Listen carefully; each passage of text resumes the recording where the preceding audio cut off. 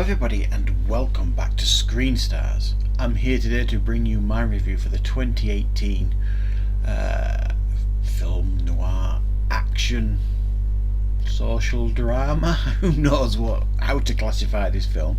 Assassination Nation. Now this is a film that I was aware of when it was released. It wasn't one that I had particularly on my watch list, but I was interested about.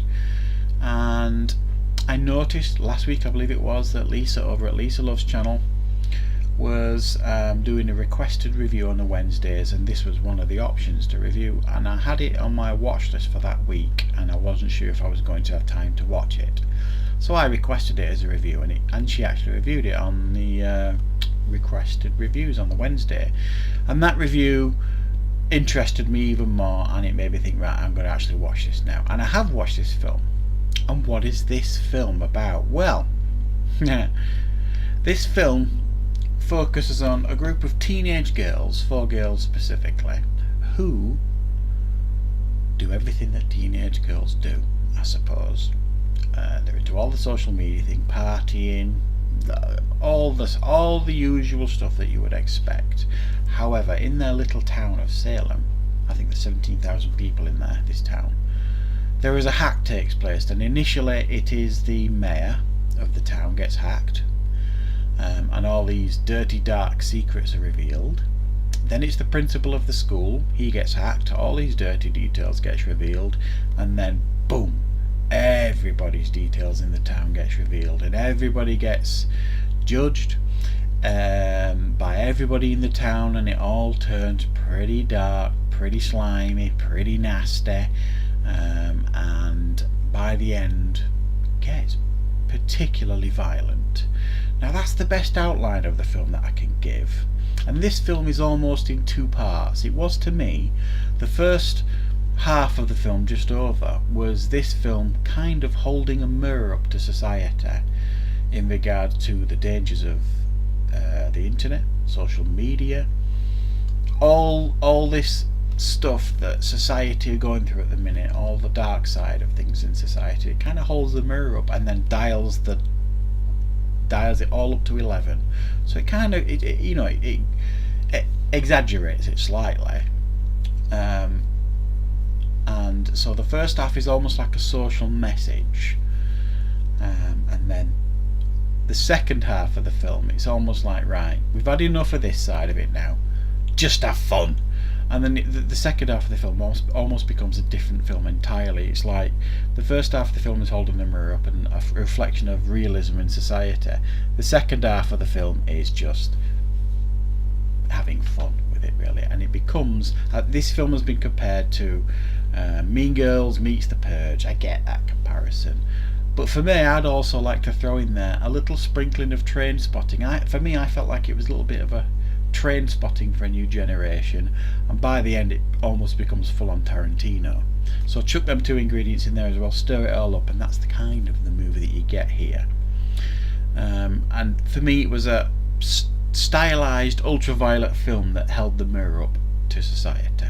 That's how the best way I could sum this film up in a sentence. I'm not going to lie, I found initially the first 20-25 minutes quite difficult, because these girls, these teenagers, were doing everything that teenage girls do, and they were really annoying. Do you know what I mean? Self-centered, the way they spoke, the way they interacted with each other, with other people. But it was reality. That's what teenage girls and teenage boys, as it does reflect in this movie, behave like these days, and probably in the past too. But like I said, they just kind of dial it up to 11 a bit, because it's a movie at the end of the day. And it actually showed in quite an exaggerated way, the dangers of internet and social media and things like that. And I think it did have a message to say, and once it had finished giving that message out, it just kind of said, right, sit back now and watch the rest of it, because it's just a bit of fun now. And that was my message I got from the second half of the film. And the last 40-45 minutes of the film, you almost sat there in a constant state of shock. A few times I realised and checked myself, because I was watching it like this. because it really does get very, very violent and very dark very quickly. and it was actually, I enjoyed the second half of the film more than the first half of the film, because it was just like balls to the wall bonkersness. It was fun, even though it was completely unrealistic. So yeah, I had quite a bit of fun with this film. I thought it did have an interesting message to tell, but it kind of told the message. If you're putting a nail in, if you're hammering a nail in, you use a hammer. Well, this used a sledgehammer. It wasn't subtle in the message it was giving forward. It wasn't one of these art house films. It was full on, stylized, ultra violent.